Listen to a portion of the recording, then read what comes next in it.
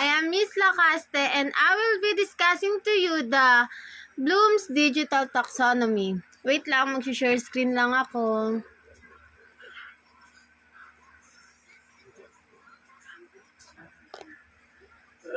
Nakikita na yung share screen? Opo. Okay. Have you heard about Bloom's Digital Taxonomy? Can you tell us something about it? Bloom's taxonomy is about labeling the understanding of a person. Yeah, that's right. Bloom taxonomy is about leveling the understanding of a person. Other definition of Bloom's taxonomy is deals with how we can integrate revise Bloom's with technology. It focuses on the quality of the process and product. The advantage is that the user is in control. This can also be thought of as the process of student creating a personal learning environment. Since the integration of technology is becoming a requirement of education sector, it is an eventuality that more and more deals should be adopted with it in order to produce desired outputs that are in line with the ever-changing facets of technology. For example, ang Bloom taxonomy ilang dekada na ang nakakalipas ay nakatuon lamang sila sa mga outputs that are made traditionally like creating an artwork with the use of physical art materials or class presentation of a literary piece on a stage or in front of the class with costumes. The modern concept of Bloom taxonomy now integrate modern devices in the process, such as using digital tools on the computer o ang paggawa ng pelikula sa tulong ng mga kamera at iba pang modernong kagamitan na maaaring ipakita ng paulit-ulit at baguhin. Ang naunang konsepto ng Bloom taxonomy ay nakikita kung paano nagawa ng isang mag-aaral ang ilang gawain gamit lamang ang mga pangunahing tool na magagamit sa panahong iyon. Now, the ability to use modern tools is included in reading the performance of the learner.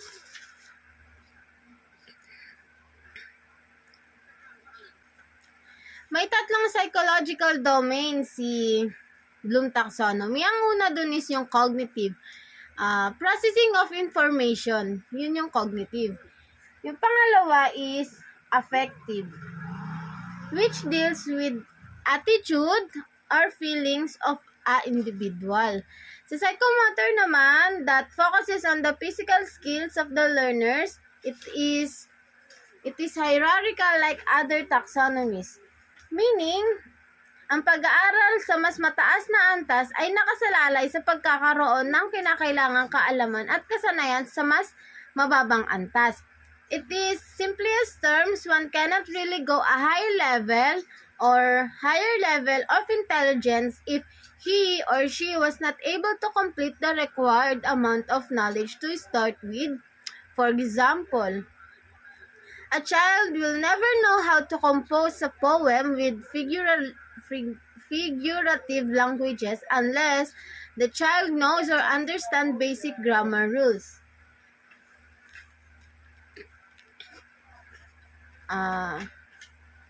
Just a little background though, in 1956, American educational psychologist Benjamin Bloom developed a taxonomy of learning objective as a structure to understand the learning process. His taxonomy progressed from lower order thinking skills to higher order thinking skills. According to his research, ang kapaligiran pang-edukasyon at mga kapaligiran sa tahanan ay maaaring magsulong ng potensyal ng tao at ang kanyang konsepto mula noon ay nagpabago ng edukasyon sa lalong madaling panahon at pinagtibay ang mga pagbabago sa larangan ng guro, lalo na sa kasalukuyang panahon kung saan ang mga modernong kagamitan ay nagiging isang mahalagang bahagi sa paggamit ng holistic na pag-aaral.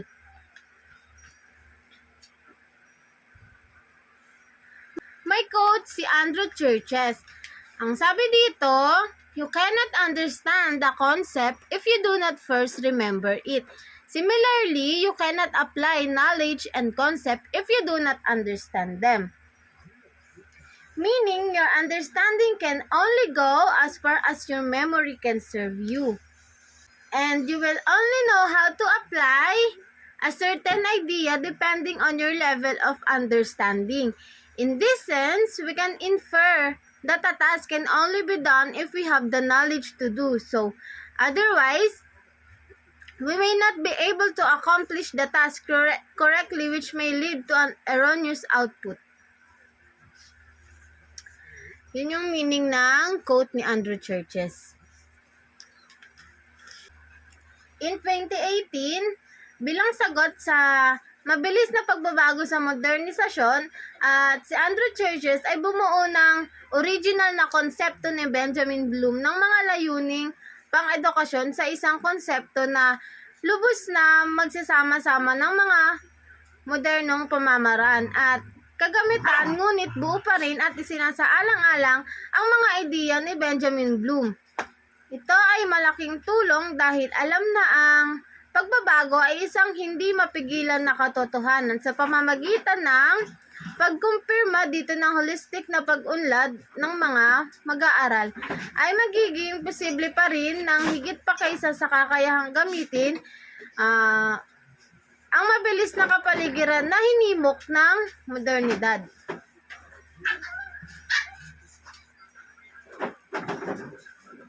May apat na purpose si Bloom taxonomy.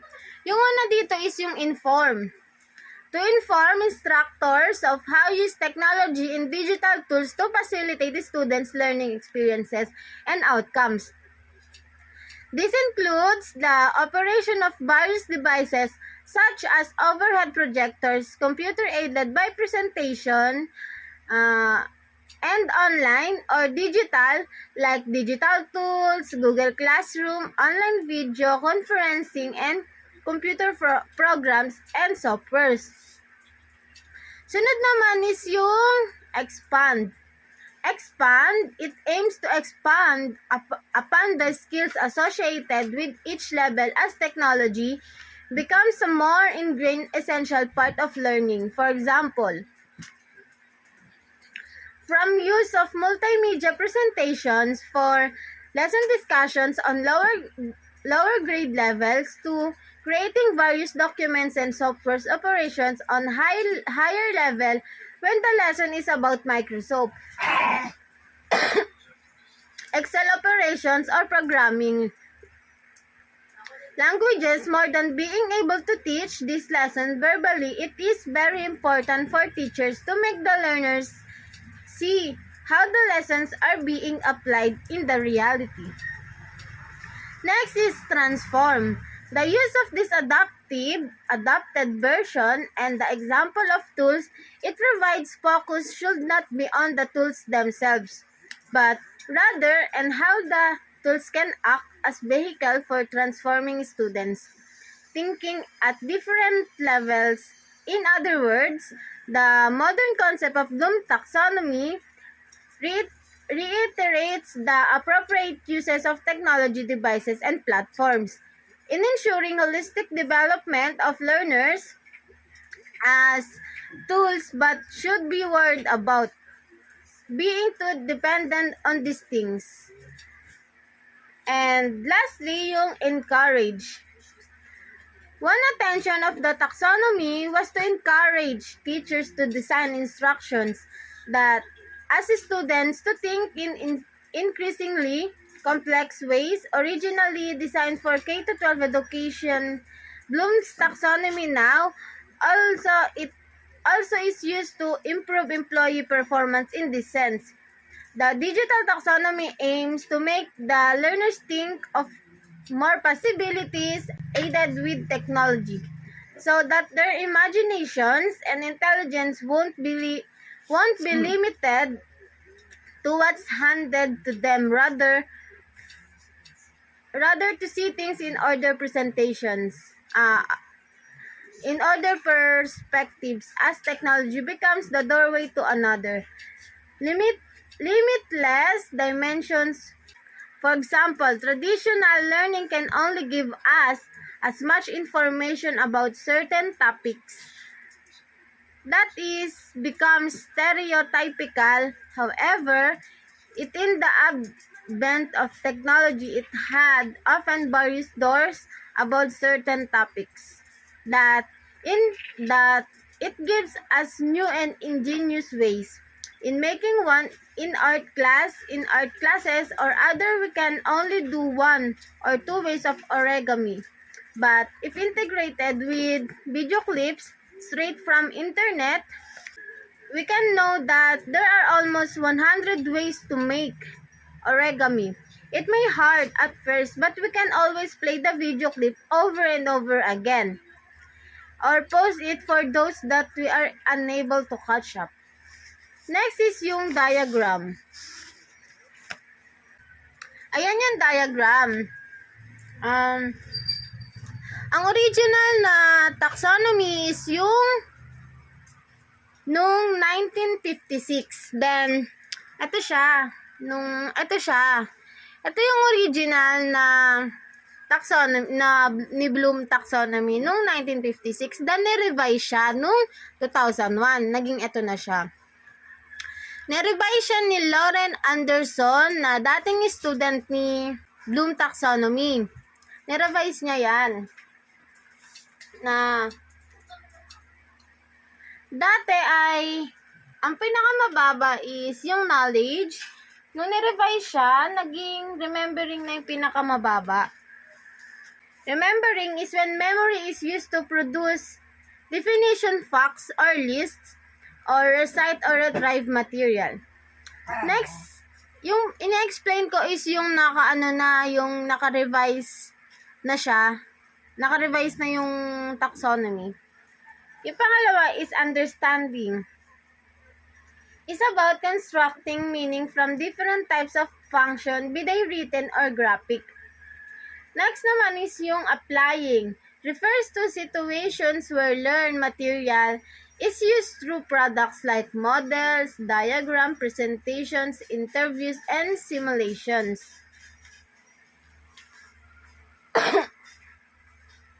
Next is yung analyzing. Means breaking material or concept into parts, determining how the parts interrelated to one another or to an overall structures or purpose. Next, yung pangalawa sa pinaka-higher order thinking skills is yung evaluating na dati ay nasa pinakataas siya.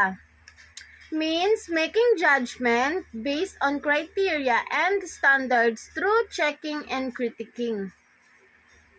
And lastly, yung creating is about putting elements together to form a functional whole and reorganizing elements into a new pattern or structure by planning of processing. And would be the Bloom's digital taxonomy activities with digital tools. Let's have first yung remembering. We can include the bookmarking, copying, highlighting, and searching. An example are the app that we can integrate with this remembering is Google, Microsoft, Edge, Firefox. Yun yung for bookmarking and searching. Sa copying and highlighting naman, Microsoft Word, WPS, yun yung mga apps na pwedeng gamitin. So, next naman is yung understanding. The word that can include here is journaling, tweeting, tagging, and subscribing. And the app that we can integrate with this understanding is Journey, Journalist, Glimpse, Evernote, Die Around for journaling. Yun yung mga pwedeng apps na magamit. And yung sa subscribing, pwede yung YouTube. Yung sa tagging, pwede din yung Facebook. Nakakapag-tag din naman tayo doon. And yung sa tweeting, yung sa Twitter, di ba? Nagtitweet tayo, ganon. Next naman is yung applying. Dito yung calculating, charting, editing, and uploading. And the app that we can integrate with this is yung Photomat, MyScript, Calculator, Malmat, etc. para sa calculating yon. Sa charting naman, nandito yung graph, Word, PowerPoint, bar charting, nandito din yung mga WPS, Word documents, yun yung mga pwedeng magamit sa charting. And sa editing naman, nandito yung FixArt, yung Lightroom, kung ano pang mga apps na pwedeng gamitin. Pwede yung InShot, pwede yung gamitin sa pag-edit, di ba? And yun sa uploading naman, nandito yung TikTok, Google Classroom, Teams, Facebook, and kung ano pa yung mga pwedeng apps na magamit na pwedeng mag-upload. Instagram, ganon. Next yung analyzing. Mind mapping, surveying, linking, and validating. And sa evaluating naman, it includes grading, testing, posting, and moderating. And definitely last but not the least is yung creating. Yung sa creating, dito yung vlogging, filming, podcasting, and directing. And you'll be giving the learner an output. It can be through video blogging. You will allow them to create a short video clip using KineMaster, InShot, and other apps or other digital tools that you can integrate with this creating. Bakit nga ba siya ni-revise? Pwede naman nung hindi na siya i-revise nung yung pinaka-original niya nung 1956. Na-revise siya. Dati kasi, nung 1956, yung pyramid na to, for example, yun na yung nanay mo. Nakita mo siya na nagluluto na sinigang. Gusto mong magluto nun, pero hindi mo kayang gawin. Kasi hindi mo alam kung paano siya lulutuin. Nirevise siya nung 2001. Pagdating nung pagka-revise niya, yun na, kaya mo nang magluto ng sinigang nang ikaw na lang mag-isa. Kaya yun yung dahilan kung bakit siya ni-revise. Parang kaya mo na matuto ng sarili mo na hindi mo na kailangan pang magpatulong sa iba. May natutunan ba? Okay, class. Tapos na po yung ating lesson. Any clarification or questions? Nan. I hope may natutunan ka sa aking lesson. Goodbye.